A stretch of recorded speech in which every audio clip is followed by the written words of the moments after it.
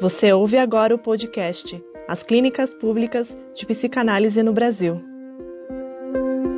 Tão profundamente elitizada no país, a psicanálise tem uma outra vocação, muito mais impressionante e muito mais importante quando voltada às questões sociais, como aliás já advertira seu formulador, Sigmund Freud, em discurso de 1918. A psicanálise, quando de vocação pública, é capaz de aglutinar em seu campo questões ligadas não só ao sofrimento psíquico, mas à memória, ao território, à resiliência e resistência políticas e ao fortalecimento das redes de relacionamento comunitárias. Uma ferramenta poderosa na luta por direitos iguais, equidade, sem distinções e discriminações de classe, raça e gênero.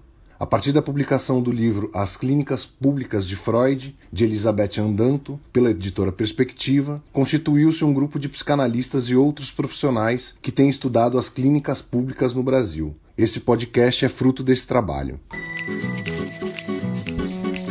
Olá a todas e todos, estamos aqui para mais uma conversa sobre a história das clínicas públicas de psicanálise no Brasil, e hoje é com grande prazer que a gente recebe para essa conversa o Antônio Carlos Sintra Correia. O Antônio Carlos é médico, psiquiatra, psicoterapeuta de linha psicanalítica, terapeuta de grupos em instituições, e tem um trabalho bastante extenso, né, na psiquiatria da Escola Paulista de Medicina, né, a Unifesp, enfim, carinhosamente chamada de Paulista, simplesmente, né? E, Antônio Carlos, obrigado por aceitar o convite, por estar aqui com a gente hoje. Eu queria já começar um pouco te perguntando, pedindo, né, para você nos dar um panorama mais amplo, contando um pouco, enfim, sobre a história da psiquiatria no Brasil e o lugar, né, desse departamento super importante, que é o departamento de psiquiatria, né, da Unifesp. E, enfim, se puder também apontar um pouco para o departamento de psiquiatria, do Hospital das Clínicas, né, nesse contexto. Obrigado por estar aqui conosco hoje. Eu é que agradeço e eu espero poder, de fato, contribuir, trazendo um pouco da minha história pessoal, minha formação como psiquiatra e como psicoterapeuta. Tudo isso tem uma ligação direta com o Departamento de Psiquiatria da Escola Paulista, escola na qual eu me graduei como médico, e também o departamento onde eu fiz a residência de psiquiatria. Isto foi no final dos anos 70 e começo dos anos 80. Eu me formei em 82 e a partir de 83, quando entrei na residência, foi que eu passei a atuar como médico psiquiatra e desde então eu não parei mais. Eu e a Cris, a gente encontrou alguns traços, vamos dizer assim, nas conversas anteriores, de que a história do departamento de psiquiatria da Unifesp, ele de alguma forma está ligado, por um lado, a um centro de formação de psiquiatras, onde a psicanálise tem bastante relevância, e, por outro lado, há uma articulação entre a universidade e as políticas públicas de saúde mental. Queria contar um pouco dessa história e a gente vê aonde isso se aproxima. A Escola Paulista de Medicina, ela foi a quarta faculdade de medicina criada no Brasil. Isto tudo se deveu a um panorama bastante ligado à história da cidade de São Paulo. Desde o início, ela foi um polo de aglutinação de várias atividades profissionais, econômicas, e isto gerou, então, no começo do século XX, um aumento da demanda por serviços de saúde e por educação especializada. Então, aí nós vamos ver que os médicos de São Paulo, quando São Paulo era uma cidade que tinha chácaras de plantação de chá, ali às margens do rio Anhangabaú, no Vale do Anhangabaú, e aí por isso, vamos dizer assim, estava se expandindo a cidade para o lado da Praça da República, E o centro antigo, o núcleo antigo era mais perto da Rua Boa Vista no começo da Avenida São João ali. E aí os urbanistas e os prefeitos da época precisavam abrir um caminho para que as pessoas pudessem se deslocar por sobre o Vale do Anhangabaú para atingir ali a região do Teatro Municipal e a Rua Barão de Itapetininga, que depois ia continuando pela expansão do centro, e foi nessa ocasião que foi construído o Viaduto do Chá. O Viaduto do Chá, fiquei sabendo então que recebeu esse nome por causa das plantações de chá que tinham ali embaixo do viaduto nas margens do rio Anhangabaú. Bom, então São Paulo já estava, vamos dizer assim, num crescimento um pouco desenfreado, então elas foi tomando conta, né, progressivamente dos territórios contíguos e foi se expandindo e a população crescendo. Então havia assim muitas demandas de serviços, em particular de serviços de saúde e serviços de qualificação profissional, de educação profissional. E os médicos que atuavam em São Paulo geralmente eram médicos de clínica particular. Eles vinham de outros lugares, eram médicos que vinham da Faculdade do Rio de Janeiro, que era a capital, que foi a segunda faculdade de medicina, a primeira foi na Bahia, e aí a terceira foi a Faculdade de Medicina que viria a ser depois a Universidade de São Paulo, a Faculdade de Medicina da USP ali, iniciando suas atividades num terreno doado pela prefeitura, que era um terreno que fazia parte do cemitério do Araçá. Então, ali foi implantado um primeiro laboratório de anatomia, contíguo ao cemitério, então eles tinham lá as peças de anatomia oriundas deste lugar muito conhecido em São Paulo. E aí isso, em torno da criação dessa escola de medicina, os médicos que clinicavam em São Paulo e que já tinham um certo destaque, tem uma certa reputação como médicos conceituados e tal, então eles se reuniram numa sociedade médica e apoiaram então a criação da Faculdade de Medicina, da qual eles foram os primeiros professores. E essa faculdade, então, ela logo ganhou notoriedade e passou a ter bastante procura pelos estudantes, os jovens, né? Filhos das famílias que tinham interesse em que os filhos tivessem uma formação acadêmica, os filhos tinham que sair de São Paulo e ir para o Rio ou para o exterior. Muitos também estudaram no exterior. E aí eles, voltando, passavam a clinicar em São Paulo, e aí eles começaram a montar o primeiro curso de clínica médica e cirúrgica, que foi o núcleo dessa Faculdade de Medicina de São Paulo, que depois passou a ser integrada à Universidade de São Paulo. Ela cresceu rapidamente como centro de estudos e de formação, e ela passou então a atrair candidatos não só de São Paulo, mas também de fora de São Paulo. Então esse crescimento rápido foi o que gerou, em um determinado momento, já no final da década de 20, já não tinha vaga para todos os candidatos. Eles criaram um curso intermediário, que chamava curso pré-médico. Então os candidatos tinham que fazer o vestibular para entrar no médico, e do pré-médico eles iam depois passar para o curso médico.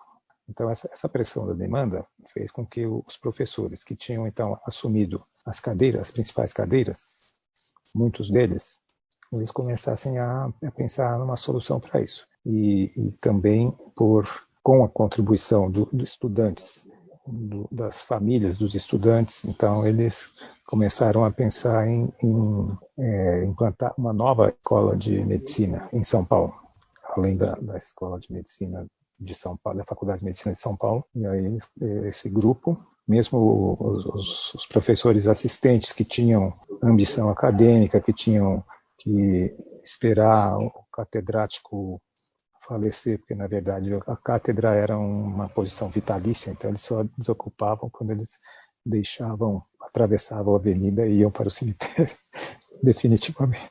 E aí eles então sonharam com a Escola Paulista de Medicina e eles passaram a se encontrar num consultório de um dos professores e idealizar esse projeto que foi colocado em prática no ano de 1933. Então, em 1933,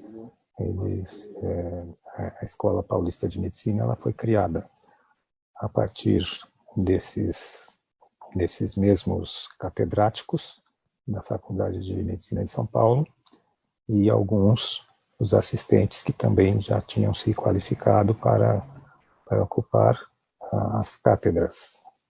A história da Faculdade de Medicina de São Paulo, da USP, ela está ligada à história da psiquiatria no Brasil também, porque o catedrático de Neurologia e Psiquiatria era o Dr. Franco da Rocha. Dr. Franco da Rocha, e depois ele foi seguido pelo Dr. Antônio Carlos de Pacheco e Silva. Então, foram os que ocuparam a cátedra de psiquiatria, e a tendência natural era que os catedráticos da Faculdade de Medicina em São Paulo viessem ocupar as cátedras também recém-abertas na Escola Paulista de Medicina, como aconteceu em várias áreas, né? Mas o candidato natural, então, à cátedra de psiquiatria lá era o Dr. Antônio Carlos de Pacheco e Silva, mas aconteceu que ele tinha um assistente lá na Faculdade de Medicina que já tinha bastante qualificação, que era o Dr. Darcy de Mendonça Uchoa.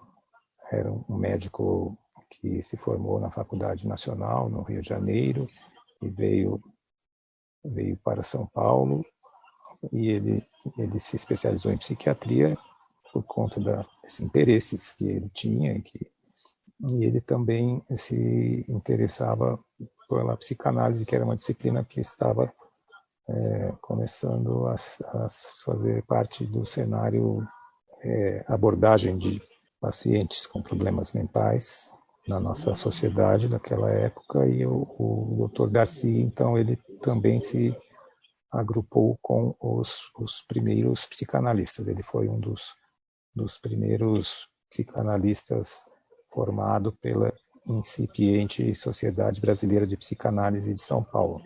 Foi analisado pela doutora Adelaide Koch, que era uma médica psicanalista que tinha vindo da Alemanha para ser analista de data para formar psicanalistas aqui em São Paulo.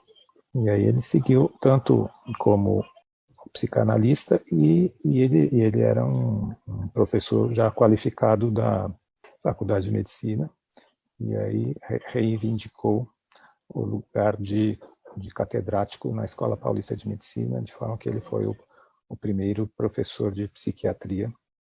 Foi vamos dizer assim, foi o psiquiatra, psicanalista que fundou o departamento de psiquiatria da Escola Paulista de Medicina. Então, o que existia era uma cátedra de psiquiatria numa escola isolada de medicina, que na época não era ligada a nenhuma universidade, e os departamentos também não tinham esses nomes de departamentos. Eles eram as cátedras, tinham os catedráticos e os professores assistentes, quer dizer, são grupos de médicos que se dedicavam, além de seu próprio aprendizado e desenvolvimento, eles se dedicavam também ao ensino. Então, eles também iam se qualificando para se tornar professores. E a escola paulista, que acho que formou a primeira turma de médicos em 1938. Eu acho que é importante mencionar isso. Quando ela foi implantada, a Escola Paulista, ela era uma entidade particular, uma entidade privada. Ela foi financiada no começo tanto pelos professores que se dedicaram à construção dessa nova faculdade de medicina, como pelos alunos. e, e dos grupos sociais aos quais eles pertenciam. Então, tinha um apoio financeiro da iniciativa privada e os alunos tinham que contribuir. Meio que era uma sociedade de professores e alunos, e pais de alunos, e que os alunos pagavam para estudar.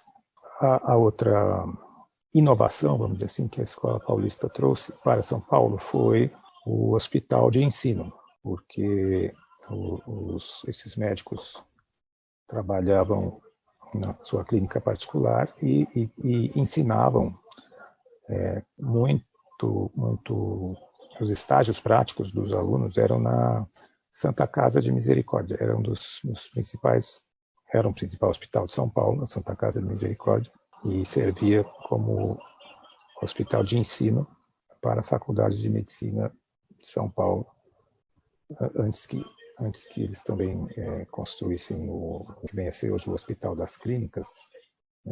O primeiro hospital de ensino foi construído no terreno da Escola Paulista, que é lá na Vila Clementino, e é o Hospital São Paulo.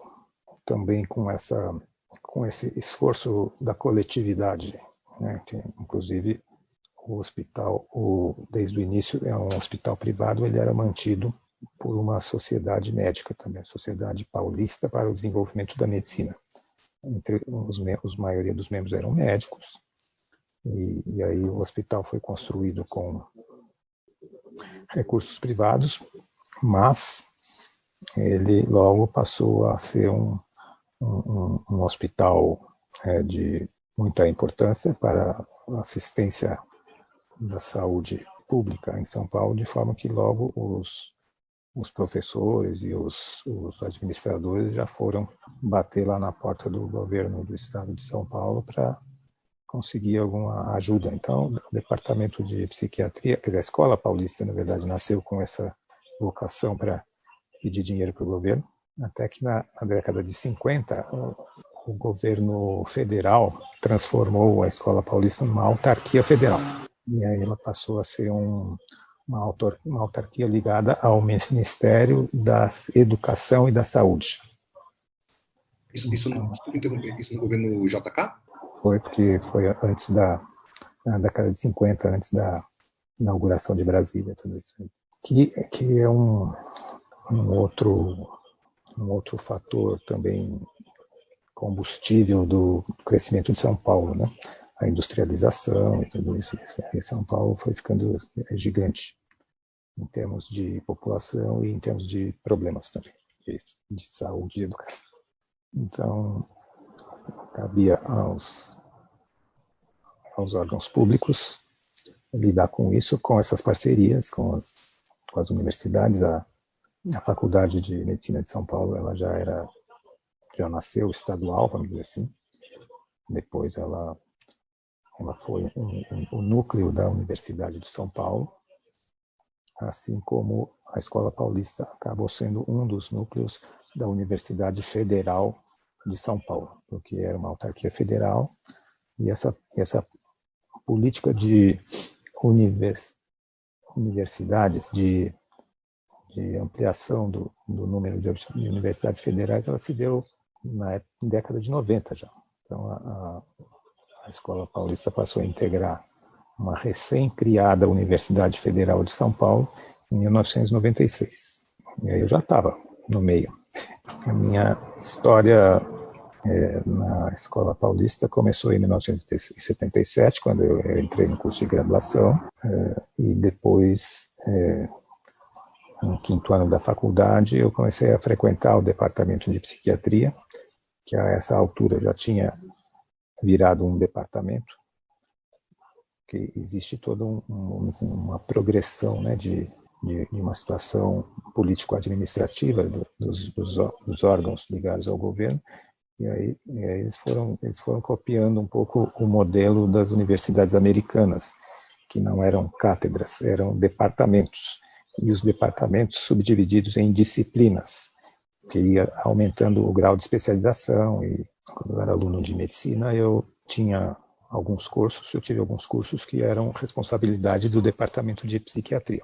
Começava no segundo, terceiro ano, que era o curso de Psicologia Médica, que era um curso que nos dava noções de relação médico-paciente e também nos trazia noções dos aspectos psicológicos, tanto do paciente como do médico, envolvidos nessa relação.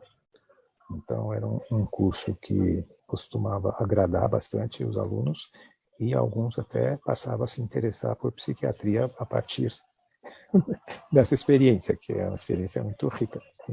Então, acho que a minha inclinação para a psiquiatria eu posso atribuí-la a essa época, no terceiro ano, por aí. E os departamentos, eles também ofereciam espaço para os alunos, a partir do quinto ano, em cursos que chamavam de monitoria, que era para você ter você já tinha uma certa opção, você se candidatava a fazer o curso de monitoria no departamento que você tinha interesse. E lá fui eu fazer o curso de monitoria quando eu passei a conviver, então, com o departamento de psiquiatria e as pessoas que lá estavam. Nessa época, o doutor Darcy... Ia perguntar exatamente isso, se o doutor Darcy Uchoa estava nessa época, né? Final dos anos 70, dos anos 80. Nessa época, o doutor Darcy já tinha falecido. Ele faleceu em 1977, no mesmo ano que eu entrei na faculdade. Entendi. Então, nossa história não se encontrou, assim. Entendi. Já tinha partido, mas ele deixou muitas influências nos outros professores que foram os meus professores de psiquiatria, e vários deles também se tornaram psicanalistas posteriormente.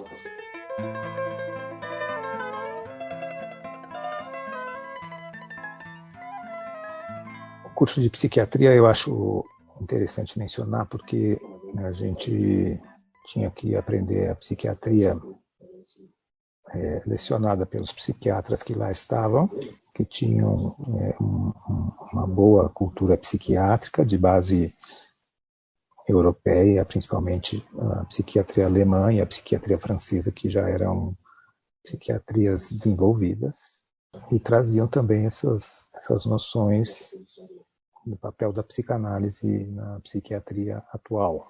Só que a parte prática de psiquiatria, a gente não tinha um serviço, o departamento não tinha um serviço de psiquiatria instalado dentro das dependências da Escola Paulista, nem do Hospital São Paulo. Isso é uma característica da história da psiquiatria, da relação da psiquiatria como especialidade dentro da medicina em geral. Então, psiquiatria tem um status, se não marginal, pelo menos secundário, né? Na Escola Paulista, o principal era a medicina interna, a clínica médica. E então a carga horária de aulas e práticas era mais ligadas a esse departamento de medicina. Mas os professores de psiquiatria, mais uma vez, foram fazer uma parceria com o Estado. O Estado de São Paulo tinha um departamento de assistência aos psicopatas. Departamento de assistência aos psicopatas, ele tinha 2 hospitais psiquiátricos asilares, sendo um deles o Hospital Psiquiátrico da Vila Mariana, cujo prédio hoje em dia passou a abrigar o departamento inteiro de psiquiatria da Unifesp, e virou um prédio acadêmico, mas na época ele era um hospital psiquiátrico, daqueles grandes, com grandes enfermarias, com um grande número de pacientes internados e com muito poucos recursos de tratamento, que é o que foi a característica da psiquiatria no Brasil por muito tempo. E lá nós tínhamos, então, estágios tanto durante o curso de graduação como durante a residência médica. O nosso departamento tinha uma enfermaria, o departamento da USP já tinha nessa época no corpo do Hospital das Clínicas um instituto de psiquiatria com enfermarias próprias e ambulatórios. E o Hospital da Vila Mariana servia de campo de estágio para nós da Escola Paulista e para os alunos da Faculdade de Medicina da Santa Casa também, que veio depois. Enfim, eu estou colocando isso porque essa é uma vivência importante, porque ela definia, de certa forma, o que era a visão do serviço público de assistência ao paciente com doença mental. Em parte, o Departamento de Assistência aos Psicopatas, ele é de inspiração europeia, como é a psiquiatria no Brasil no início. Na verdade, o primeiro hospital psiquiátrico do Brasil é o Dom Pedro II, lá no Rio de Janeiro também, da época quando a corte de Portugal, Dom João VI, se instalou lá no Rio de Janeiro em 1808, e aí eles começaram a se preocupar com os loucos que andavam perambulando ali perto da região do Porto do Rio de Janeiro. E aí o infante Dom João mandou construir um sanatório aos moldes franceses e alemães. Foi um hospital interessante que eu gostaria de ter conhecido, mas na verdade assim, o que eu acho que é interessante é exatamente isso, que é trazer um modelo para uma outra cultura e depois vê-lo se aculturar no nosso ambiente. E esse hospital ele serviu de campo de aprendizado e de exercício profissional para a doutora Nise da Silveira, que ficou famosa por afirmar que existiam, sim, outros métodos de tratamento para doentes mentais graves que não fosse o asilamento e, nessa época, também já a eletroconvulsoterapia. Então, ela é, vamos dizer, inspiradora de muitas propostas posteriores que vieram, que trouxeram novos ares. E ela trabalhava lá no Pedro II, né? Então, eu acho que, inclusive, hoje funciona lá um museu com os trabalhos dos pacientes que ela atendeu, né? Que acho que vale a pena todos nós conhecermos. Muito bem lembrado, né? O Museu do Inconsciente, muito bem lembrado. Museu do Inconsciente. Estou te ouvindo aqui, lembrando de uma série de coisas que apareceram também em outras entrevistas, é muito legal que vai dar uma continuidade, né? Uhum. Mas eu queria voltar um pouco para quando você falou desse momento em que você entra na residência em 83, né? Pedi você contar um pouco como que era organizada, né, a triagem na saúde mental. E, na verdade, eu também aproveitar que estamos aí nos anos 80 para entender como que foi um pouco depois, já na segunda metade dos anos 80, a integração do departamento com o SUS, né? Já para o final dos anos 80, como as coisas se integraram, porque a história que você conta é de uma instituição que nasce a partir de uma iniciativa privada, com esforço de muita gente, e aos poucos o Instituto vai se costurando com a esfera pública, né? E suponho que com a criação do SUS, no final dos anos 80, essa integração deva ter se completado. Queria pedir para você contar um pouco desse período. Sim. Então, quando eu entrei na residência, nós tínhamos um sistema de uma coordenação nacional de assistência à saúde mental, que ficava lá em Brasília, no Ministério da Saúde, e nós tínhamos uma coordenadoria de saúde mental no Estado, também na Secretaria de Saúde do Estado. O que aconteceu é que nós estamos no começo dos anos 80 e no final dos anos 70, eu ainda era aluno, então eu vi acontecer, comecei a me dar conta da esfera política, né, que dava um contexto para todos esses programas, né, públicos. E nós estamos, então, no final dos anos 70, nós começamos a ter a abertura lenta e gradual do regime. Essas palavras a gente nunca esquece, né? Uma distensão lenta e gradual, mas foi gradual e foi aumentando. Tanto que em 1982 nós tivemos eleições para governadores de estado, que fazia muito tempo que não tinha os governadores, eles eram indicados pelos governos militares. E nessa eleição de 82, aqui em São Paulo, o Franco Montoro venceu as eleições, ele era do MDB. Quando o Franco Montoro venceu as eleições, então isso acho que criou um arejamento nas vanguardas de pensamento sobre a assistência à saúde pública, E na escola teve os seus reflexos. Na psiquiatria em particular, a gente tinha um professor, o nome dele é Marcos Pacheco de Toledo Ferraz. O professor Marcos, ele era ligado ao MDB e depois ao PSDB, porque logo que o Montoro foi eleito, foi também na época da criação, da reunião de alguns MDBistas para fundar o PSDB, porque foi uma espécie de reação retardada, no meu ponto de vista, à emergência do PT, Partido dos Trabalhadores, que surgiu em 79. E aí essas outras forças resolveram se agrupar também para constituir uma força política significante. E o professor Marcos, ele era sempre bastante ligado aos políticos, tinha bastante trânsito nesse ambiente político, e ele foi convidado para ser o coordenador de saúde mental do Estado durante o governo Montoro.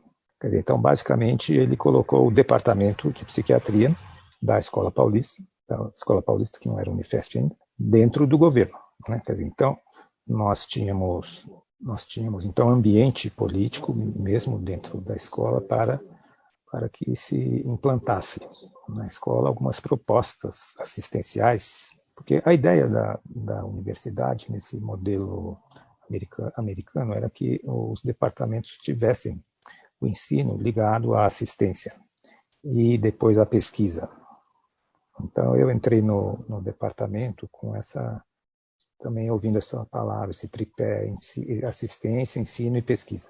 E aí isso começou a acontecer. Vou fazer um parênteses aqui para contar um pouco daquela coisa da psiquiatria em relação à medicina, porque no início dos anos 70 houve uma iniciativa do nosso departamento de trazer a psiquiatria para o Hospital Geral, que era uma coisa, como eu disse, vanguardista, quase revolucionária. E os professores, então, eles conseguiram uma negociação lá com a direção do hospital para usar um espaço do hospital para internações agudas de pacientes em crise, que era o que a gente chamava de enfermaria de psiquiatria. Só que quando eu entrei na residência, por algum motivo, que eu só vinha saber depois, a enfermaria teve um seguinte destino, né? Anos depois, quando eu fazia parte da equipe da enfermaria, a gente fez um simpósio, eu tive que levantar um pouco esse histórico para fazer uma apresentação sobre a história da internação psiquiátrica no Hospital Geral. Eu fiquei sabendo que a enfermaria ela foi sendo mudada de lugar. Ela foi instalada no primeiro andar, depois ela foi mudada por uma questão de espaço para o quarto andar, depois ela foi para o sétimo andar e depois ela foi para o 11º andar, que era o último andar do hospital. E aí depois não tinha para onde ir, então ela foi fechada. Só então no começo dos anos 80 é que o departamento voltou a pensar em alojar uma enfermaria de doentes mentais dentro do Hospital Geral. E aí quando para isso contribuíram muitos professores que eram mais jovens e que também eram mais interessados em psicanálise.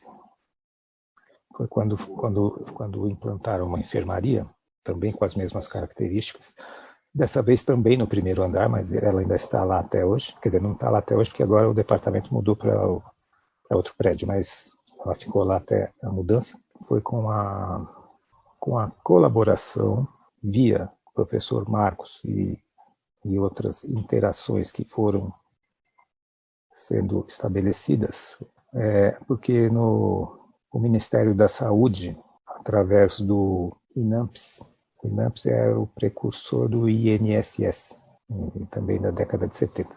E o Ministério da Saúde, através do INAMPS, é que pagava as contas dos pacientes atendidos no hospital, dos pacientes internados no Hospital São Paulo. Ele continuava sendo privado e dirigido por uma sociedade privada, mas essa sociedade é que recebia os valores, que cobrava e recebia os valores referentes ao custo do tratamento dos pacientes lá, tanto internados como ambulatoriais.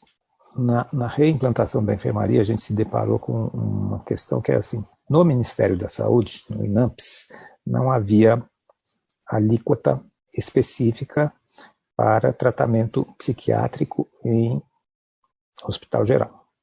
Quer dizer, então, a gente começou a tratar os pacientes, começamos a internar, e depois o chefe do departamento da época é que foi atrás das negociações com o INAMPS para a gente poder passar a cobrar as internações. Então, essa é uma das consequências da abertura política do final dos anos 70 e começo dos anos 80. Quer dizer, a gente começou a ter possibilidade de pensar e implantar novos modelos de assistência, porque o INAMPS foi um grande comprador de internações privadas nos hospitais psiquiátricos, grande comprador de serviço dos hospitais privados. Antes da lei de reforma da assistência psiquiátrica, que é conhecida como Lei Paulo Delgado, que foi promulgada apenas em 2001, o projeto de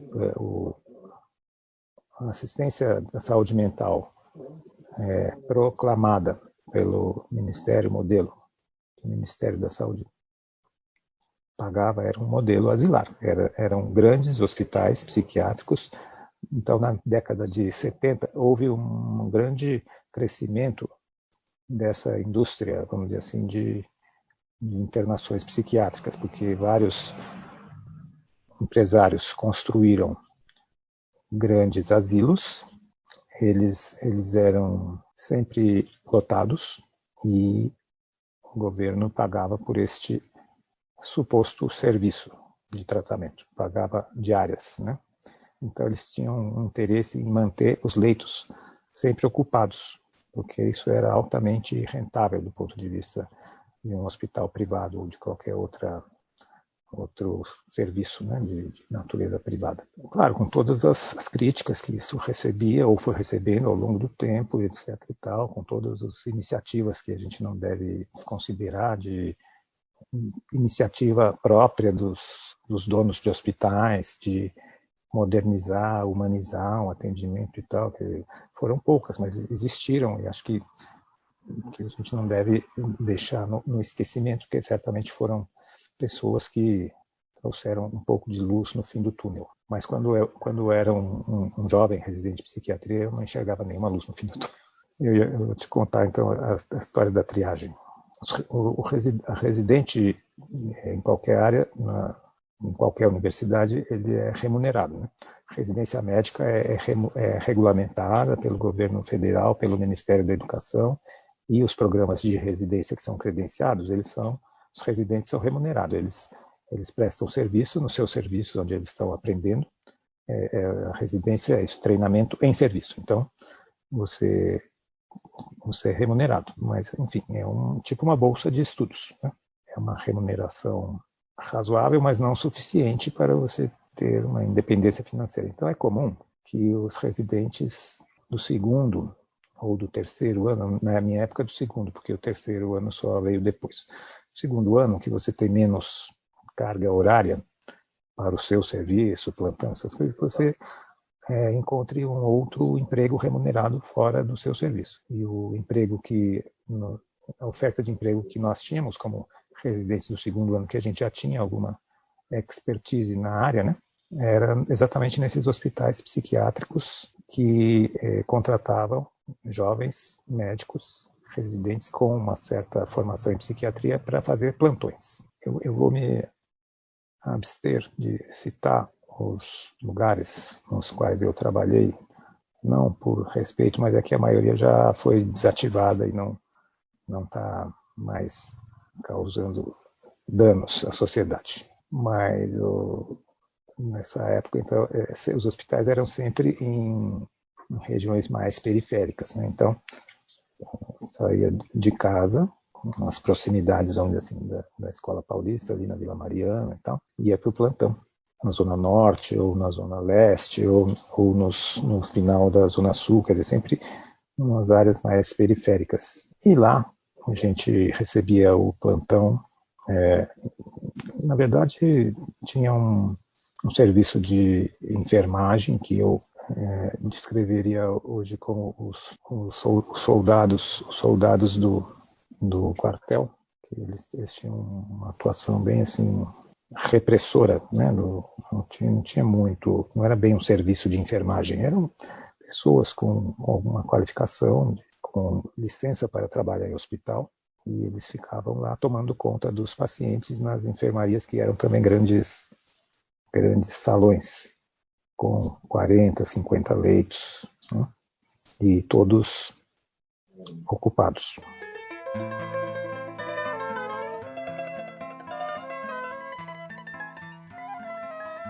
E aí a gente começou a compreender como funcionava esse mecanismo.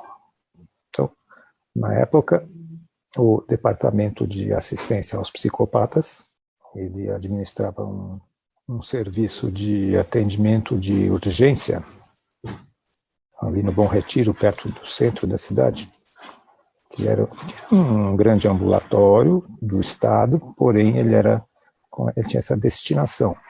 Ele recebia pacientes com doença mental em estado crítico.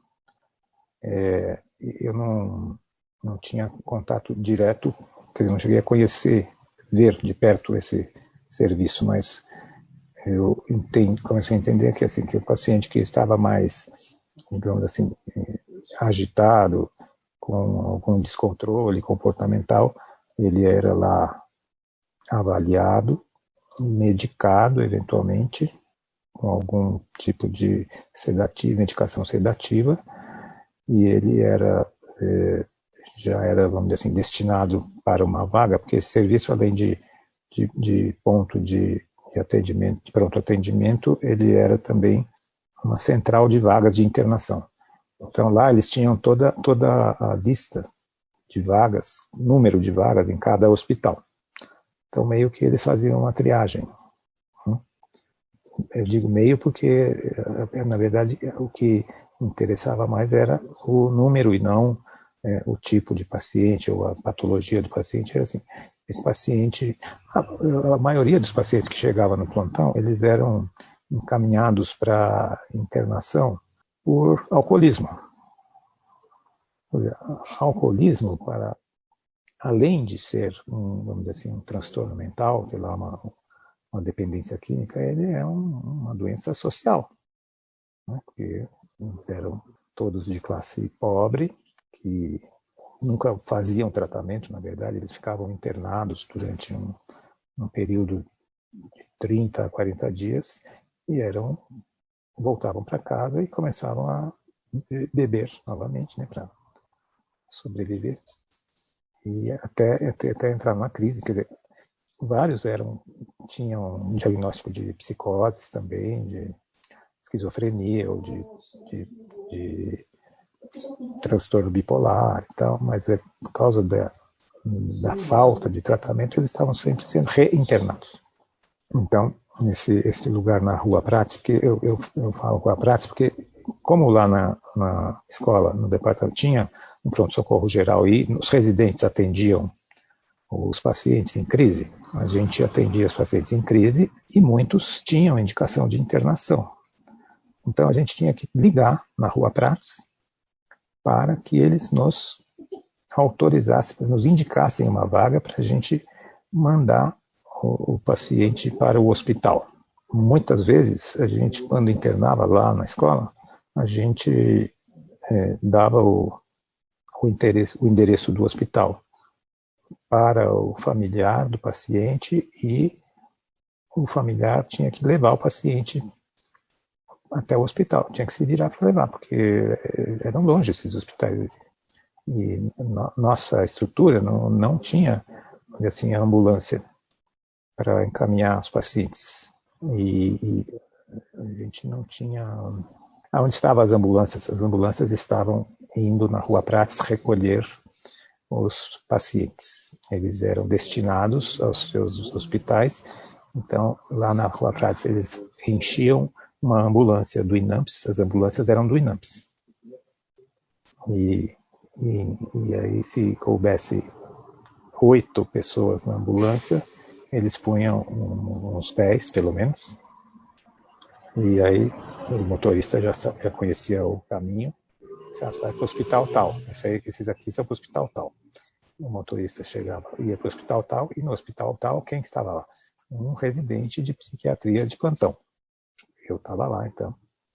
Aí vinha lá o enfermeiro, me acordava, né? Porque a primeira coisa que eu fazia quando chegava no plantão era ir dar uma dormidinha até a hora de chegar a primeira ambulância. Porque aí quando chegava a primeira ambulância, aí começava a descer paciente. Você tinha que fazer uma espécie de entrevista psiquiátrica,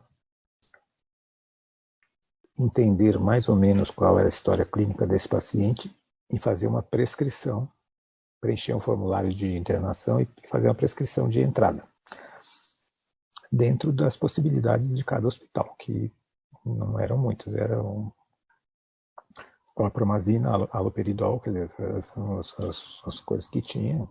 Tinha outras coisas, mas que como a gente já tinha um pouco de instrução, a gente não costumava usar, mas às vezes o paciente vinha medicado com fenobarbital, com coisas que tinham sido receitadas anteriormente, e o hospital tinha, mas dispunha, mas nós que sabíamos um pouco de psiquiatria, a gente não costumava receitar, a gente usava mesmo neurolépticos e dependendo do paciente, por exemplo, às vezes chegava paciente em crise de abstinência alcoólica, que aí a gente tinha que medicar com benzodiazepínico e hidratar com soro fisiológico e soro glicosado, quer dizer, tinha essas condutas que a gente aprendia na nossa emergência, que eram mais apropriadas.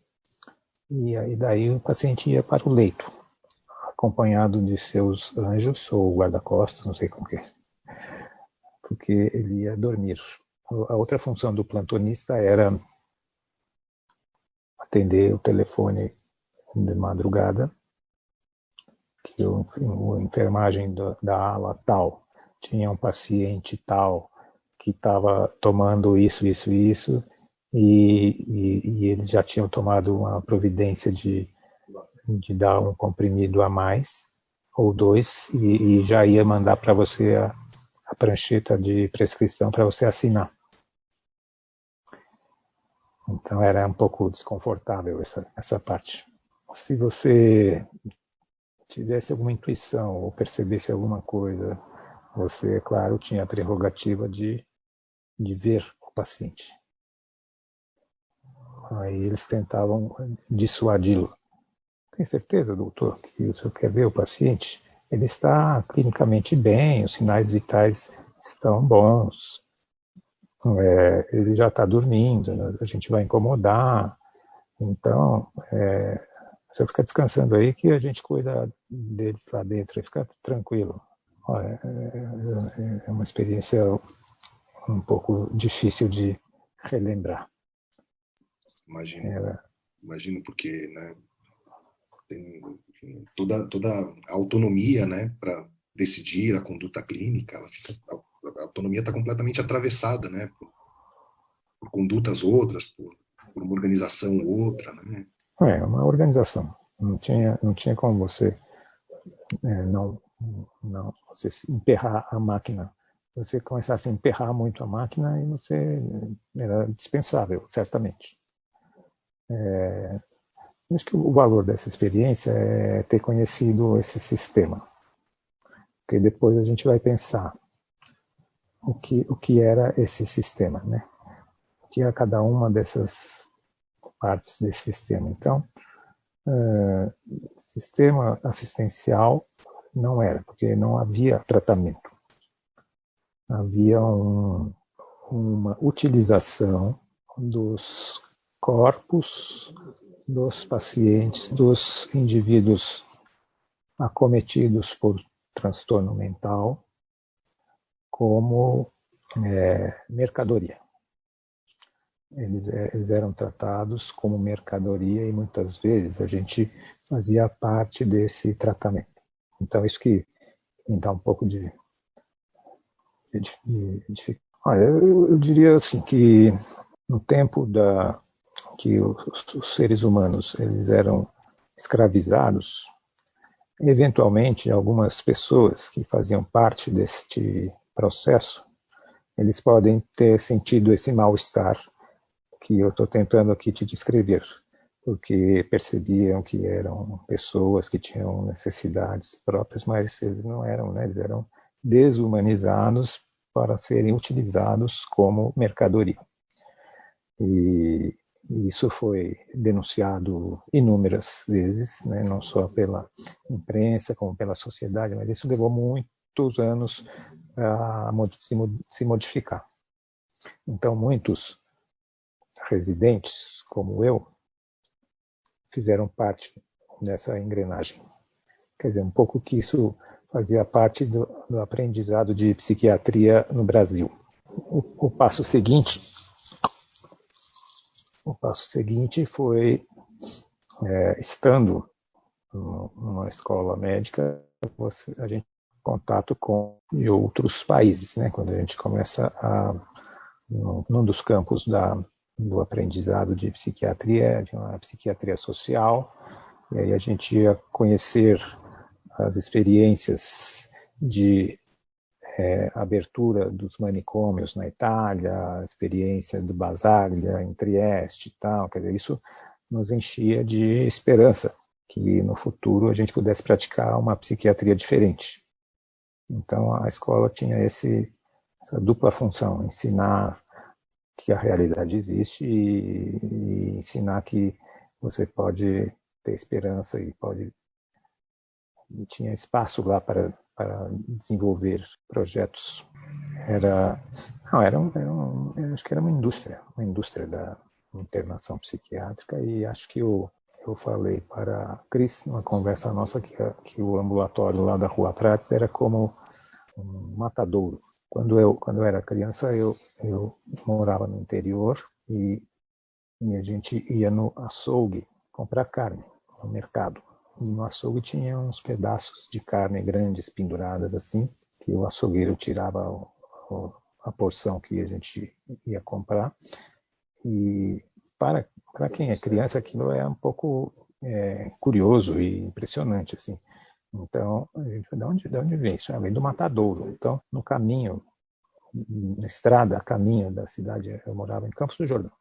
Então, lá na estrada de Campos, toda vez que a gente passava pelo matadouro municipal, que era onde os boizinhos e as vaquinhas eram levados. Era uma espécie de rua prates dos gado bovinos. E lá eles eram conduzidos para o abate, que é o lugar onde eles eram então abatidos e se transformavam em carne para consumo. Acho um pouco forte essa comparação, mas eu acho que eu não consigo me desfazer dessa analogia quando eu penso nessa experiência dos plantões, porque eles chegavam já abatidos, né? Ali eles só iam ficar dormindo e o hospital ia cobrar uma diária por cada noite. Mas o hospital tinha médicos assistentes também, que também eram médicos psiquiatras contratados e tinham a responsabilidade, de fato, de os pacientes já internados ir assisti-los, tinham que ir todos os dias no hospital, tinham que conversar com os pacientes, tentar fazer um diagnóstico, implementar uma terapêutica adequada e tal, eventualmente ter contato com os familiares. Então, era um trabalho do psiquiatra que eu acho que tinha um grande rodízio, porque devia ser também, não dava para você trabalhar nesse sistema durante muito tempo, e que eu conheci, e que eles não querem trabalhar numa situação como essa. Não, são situações muito... De fato, né, você usou essa palavra matadouro, e antes você também usou uma palavra que é importante que isso fique registrado, né, da mercadorização, né, dos corpos, da mercadorização da vida desses pacientes que estavam ali numa situação periférica, uma doença social, como você usou também, né, esse termo. Acho muito importante que isso fique registrado um pouco para a gente também ter notícias do que foram essas iniciativas das clínicas de assistência psiquiátrica nas zonas periféricas. Acho que é muito... Enfim, a gente vai encaminhando para o final, vou te fazer uma última pergunta resumida, que depois eu também quero convidar os colegas para participar.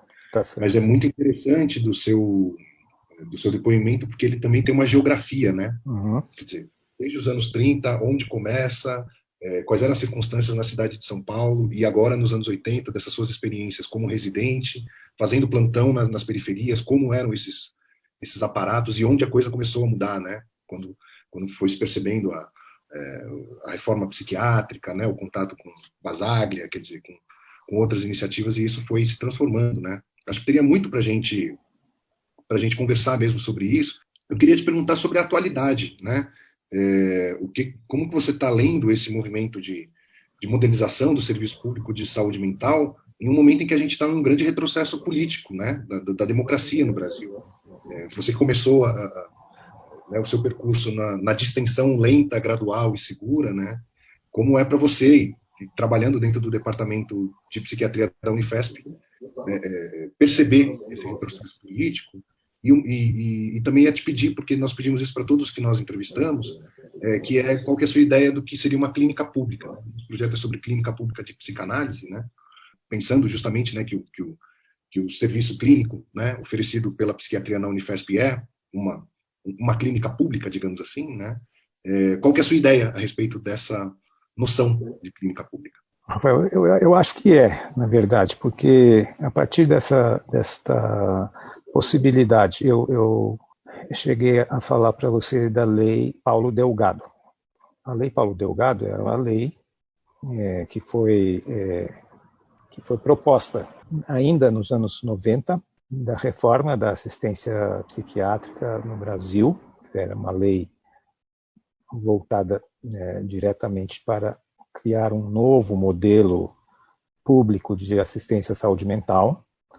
Ela ficou tramitando no Congresso durante alguns anos e ela foi aprovada em 2001, que ela foi aprovada no Congresso e sancionada pelo então presidente Fernando Henrique Cardoso. Ela dispunha então sobre diretrizes para o Ministério da Saúde fazer uma nova proposta. E a nova proposta veio na direção que a gente imaginava que viria, que era reforçar os serviços extra-hospitalares, multiplicar as internações de pacientes com doença psiquiátrica em hospital geral. Por exemplo, nós somos um modelo, a gente tinha um modelo tanto de atendimento de emergência no pronto-socorro geral, dentro do hospital, como internação de pacientes por curta duração, quer dizer, então é tudo o oposto. Em vez de ser internação de longa duração, internação de curta duração, com a participação direta dos familiares durante o período da internação, quer dizer, então, vários dispositivos que a gente teve possibilidade de implantar na assistência, no polo assistencial que o departamento tinha que fazer, elas já foram ou inspiradas por uma assistência não asilar, não hospitalar, e então foram criados vários ambulatórios do departamento com vários perfis, etc. e tal, e sempre com um modelo de trabalho sempre descentralizando um pouco do poder terapêutico do médico, psiquiatra, com a possibilidade de trabalhar com equipes multiprofissionais, com a possibilidade de trabalhar com os pacientes em grupos terapêuticos ou grupos dentro da instituição, criar participação de familiares, às vezes, nos próprios dispositivos, para criar um ambiente terapêutico, para não isolar nenhum paciente do seu ambiente sociofamiliar, aquele aspecto do ideário da libertação mesmo dos pacientes italianos lá da portas abertas, né? Aquela coisa de que os loucos viviam na comunidade, que é romântico, mas é lindo, isso é uma coisa, né? Aquela coisa libertária mesmo. E então a gente tinha essa inspiração e que encontramos no departamento essas cabeças. Que aí eu tenho várias dívidas com várias pessoas, vários professores, vários grupos de professores que nos favoreceram. Eu me tornei um membro do departamento como médico assistente, médico psiquiatra assistente do departamento de psiquiatria. Eu fui para a graduação, eu dei aula de psicologia médica, eu trabalhei na enfermaria, eu coordenei a enfermaria durante um tempo, eu inventei dispositivos de grupo, tanto para os pacientes como para a equipe. A gente tinha vários modelos para trabalhar grupos operativos, modelos com inspiração de Pichon, Rivière, pessoal argentinos, os franceses também, que tinham uma série de formulações sobre grupos terapêuticos, quer dizer, tudo isso a gente foi acumulando conhecimento e podendo aplicar isso.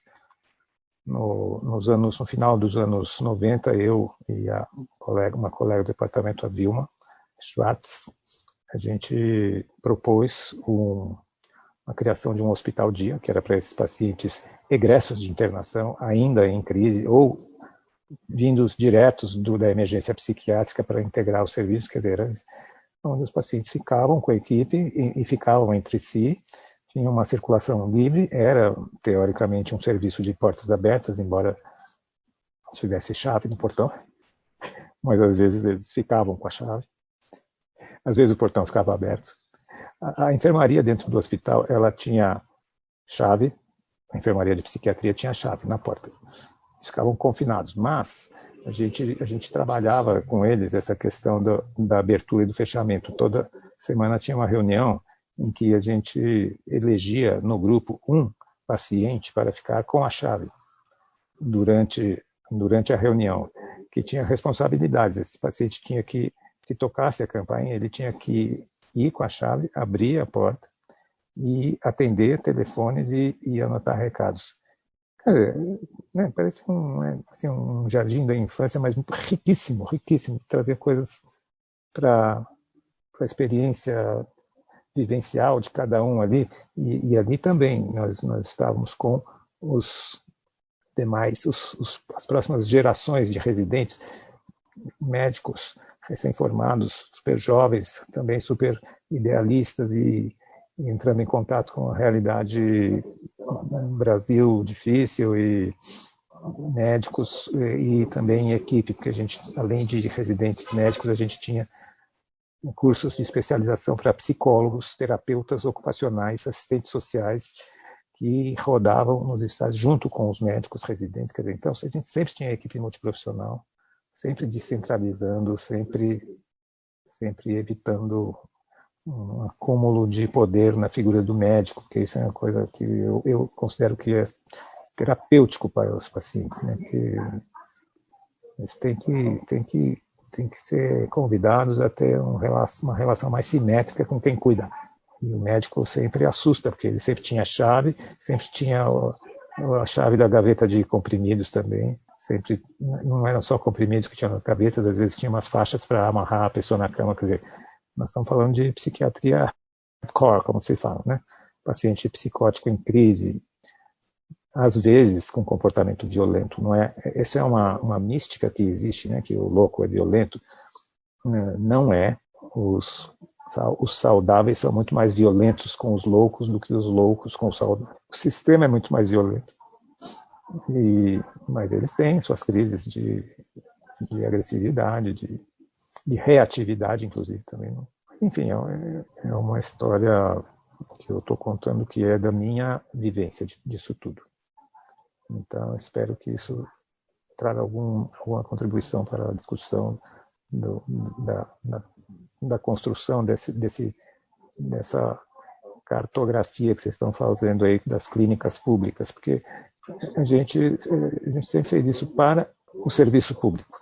A gente sempre trabalhou lá como a assistência dentro da universidade pública é sempre pública, sempre financiada com o dinheiro das pessoas, que vem do Ministério da Saúde, no caso da universidade, às vezes alguma verba do Ministério da Educação, mas quer dizer, é para aplicar em coisas úteis para a população. E eu vou dizer assim, com bastante, no caso particular do departamento da Unifesp, com bastante psicanálise, com uma dose boa de psicanálise, que eu diria. Sim, com essa tradição toda, né? Olha, Antônio Carlos, Queria te agradecer muito, é muito interessante, enfim, te escutar, acho que a gente poderia estender, enfim, de grande valor tudo que você trouxe, toda a sua experiência, e obrigado. Espero que contribua mesmo para a continuidade desses pensamentos em uma direção boa. Você já está contribuindo. Obrigado.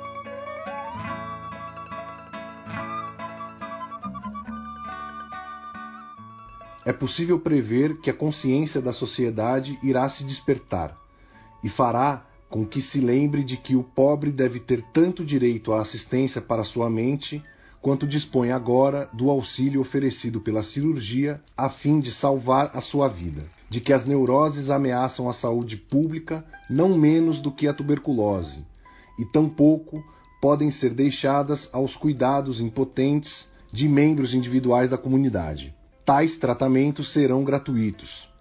Pode ser que passe um longo tempo antes que o Estado chegue a compreender como são urgentes esses deveres. Tais instituições, provavelmente, iniciar-se-ão graças à caridade privada. Mais cedo ou mais tarde, contudo, chegaremos a isso. Freud, em discurso de 1918, na abertura do 5º Congresso Psicanalítico Internacional em Budapeste. Esse podcast é uma iniciativa do Grupo de Pesquisa sobre Clínicas Públicas no Brasil, com apoio da editora Perspectiva e da Fundação TID Setúbal, produzido por Atoca Audiovisual. Fazem parte do grupo de pesquisa Ana Turriani, Cristiana Martins Freire, Emiliano de Camargo Davi, Jorge Broide, Noemi Moritz Kohn, Olivia Gianecchini, Rafael Alves Lima, Sérgio Kohn e TID Setúbal.